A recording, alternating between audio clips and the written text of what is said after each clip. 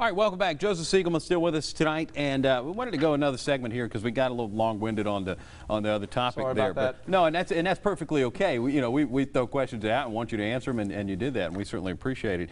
Now let's talk about a local issue here: electronic bingo. And it seems that the laws with electronic bingo depend on who the Attorney General is. Because with Troy King, there was a certain set of things that dealt with that. With Luther Strange, there was another set of boundaries.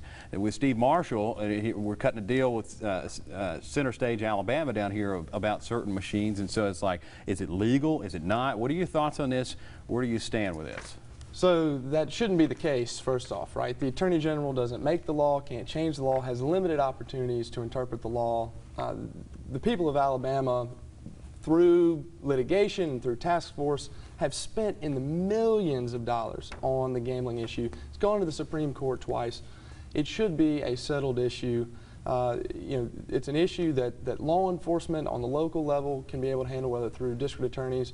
I look forward to working with district attorneys and assisting on through the Attorney General's office. But when family and friends are dying every day because of the opioid crisis and these other issues that we're facing, we need to prioritize protecting the people of Alabama, keeping our families safe in our communities, and that's where my focus is going to be, and not on spending further money on gambling issues that, frankly, a lot of money's already been spent on, and we haven't really moved the needle despite all of that. Gotcha. Yeah, you answered a question, 3 questions with Montgomery Advertiser, and one of those was about the opioid crisis.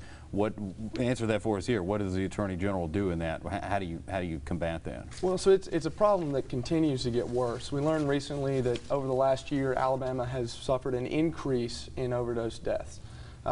We have more pills per person than any other state in the country. One of our congressional districts, the 4th Congressional District, has the worst problem of anywhere in the country, and yet Alabama is lagging behind other states in solving this problem. And something else, of this $750,000 that my opponent has accepted that most lawyers in the state, if not all, believe is illegal, a large portion of that money has come from an out-of-state massive pharmaceutical company that has misled the people of Alabama and the people of this country as to the addictiveness of this dangerous drug.